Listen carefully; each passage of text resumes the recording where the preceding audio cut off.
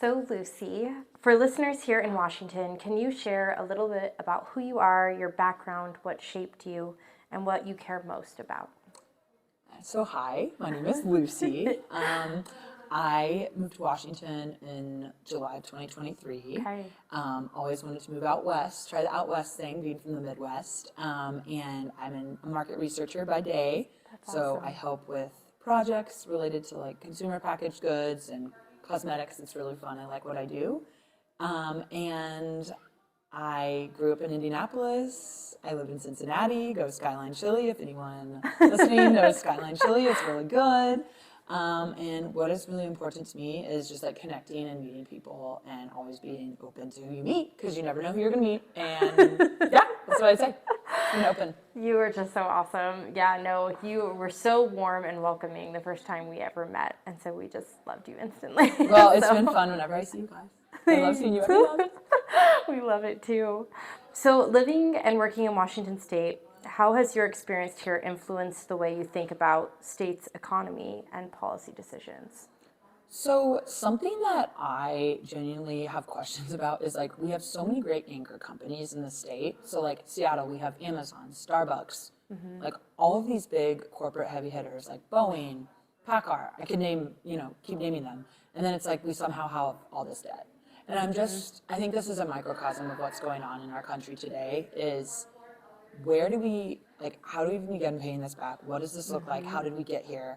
And I think for me, it's just a good reminder of like, people want to tax more, but it's just like this cycle. Right. So I am genuinely, that's what's opened my eyes here is just like with a state that has so much, I don't know what Washington ranks in terms of GDP in the US, but I bet it's pretty high.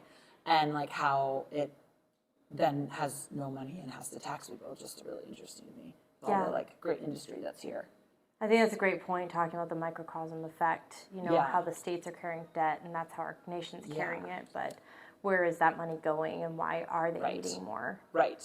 And I'm like, where are we missing stuff? Because like, we got to pay this back eventually. And then I'm at the point where I'm like, is it just all fake money? Like where is it going? So that's something definitely that opened my eyes. And just in general too, it's very different where I grew up in Indiana, right? And it's neither here nor there. They're both like great states in their own way. But there seems to be certain things that I'm like, we should be able to put like a kibosh on some of this stuff. Like, why does it keep happening? So I think it's just a good reminder. And like we were talking about earlier, like be involved more with local politics and understanding what's happening at a local level as well. So that's something I want to work on too. I love that. No, the local is really where it's at. Yes. And where we get to have the most say. Yeah. And where our voice actually carries the most weight. Right. So I love that. So from your perspective, what does a free market look like in Washington? So the thing about free markets is everything truly a free market? It's whoever's in charge. And what I mean by that is if you're a Republican, you love free market policies, but then like you support other things being subsidized by the government. If you're a Democrat, it's the same thing. So to be fair, I don't know where I lay on the free market discussion because honestly, who's ever in charge is going to manipulate the market how they see fit. So like, I don't know, airplanes were subsidized by the government.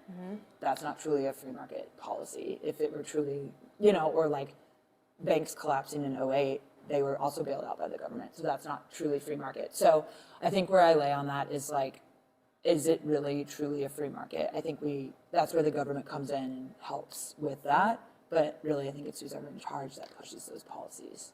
Okay. Yeah, no, we do see a lot of that government kind of meddling into that system and causing a cause and effect of issues, right? Right. So, yeah, no, I think that's a good point that you're making. Yeah. So, what do you feel our state encourages opportunity and growth, or are there barriers that stand out to you? So I will say, I think this would be really interesting to see of the people coming into Washington State and leaving Washington State, what are common data points as to why they're coming and going, right? And I think too, anytime you tax more in general, people are going to leave. And with those people leaving, how much of their income or like taxes could help with actually policy in our state and make the community better. So I think something we have to look into in Washington is like, what are we taxing and what does that look in the business perspective? Like, is it still a business safe, like a good business environment? What corporations are leaving and where are they going? Like, these things need to be talked about because, yeah, it's helpful. We want Washington to be a state that's pro-business, but also like balancing. Like you don't want to just be so pro-business. There's no like regulation at all. Like I get it, but are the regulations too much? That's keeping it from being pro-business. And I think just another thing too, as someone who came from a state where it did have school choice, I think something I've learned too is we don't have school choice here, which I think exacerbates the divide between rich and poor as well. So we have to think about, do our policies actually help all socioeconomic classes, or are they pushing more people in more extremes?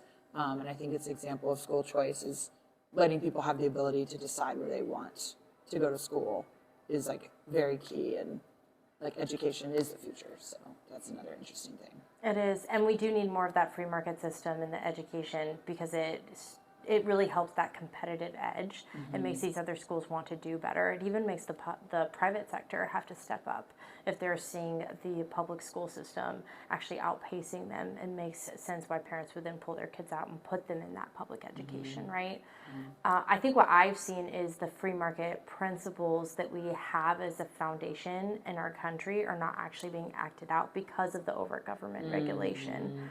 So we're actually seeing a decline in what the free market really means, and we're almost seeing a false alternative to what it really means to have a free market. But I think you just described it really well in the school choice, that free market system. I love that. And it depends on the industry too. Like what is considered more like free market or things on that too. So like, yeah, it's so interesting.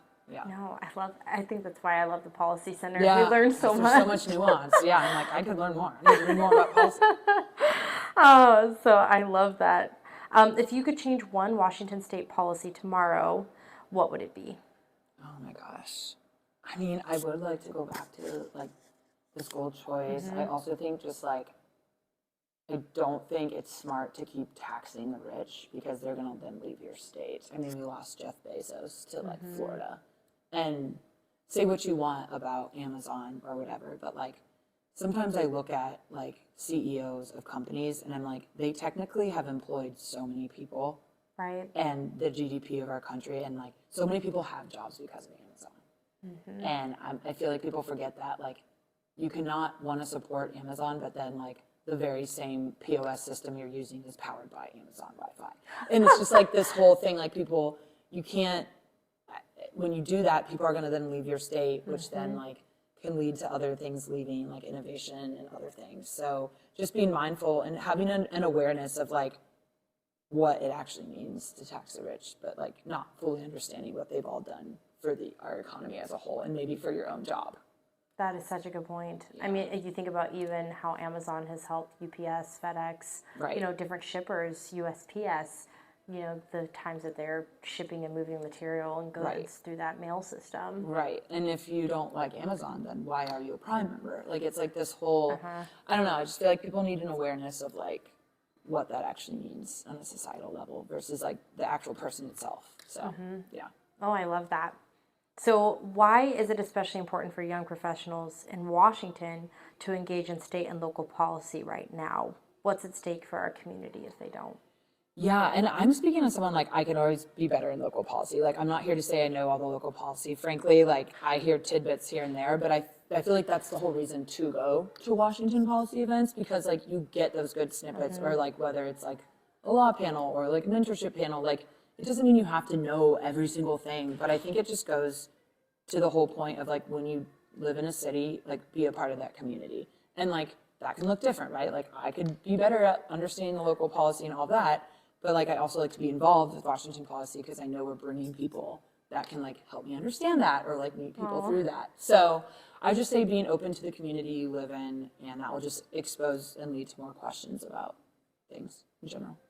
That's where I learned so much of my policy knowledge was back in 2022. I happened upon it on the internet because I was trying to understand, like, I'm from Texas originally, and I was like, why is it so different up here at Washington? So I do have to give huge credit to the Policy Center for the educational material. And it just got me I'm always getting snowballing. emails on the, I'm like, they know what they're talking about. I'm like, I need to read the emails more, but they know what they're doing. So I'm so glad. Well, what would be some final parting words? And just thank you for your time today. Yeah, I would say like, don't just, when you're seeking out community in general, don't just be friends with people that think exactly like you or like, try to be friends with people from all types of political affiliation. I mean, obviously, if it just so happens you're not, okay, but like, it's really been nice to be friends with people across all like political affiliations. And before you judge someone for their beliefs, get in a nice discussion and be curious. I just say always be curious. Like never think you're the smartest in the room, and if you are, it's probably not good. So that's what I would say, and then just like be a part of your community and be involved. And yeah, I mean, we're social, humans are social creatures, so like get out and be social. It's really important. So, especially in our AI world where you can like literally stay in your apartment all day and never have to leave. Yeah, the human connection is so important. I love that. Yeah. I so agree. Well, Lucy, thank you so much for Yeah, your time. What a thank blessing you. to Yes, get to talk to you today. It was so great chatting. You Yeah. too. All right. Talk soon. Bye.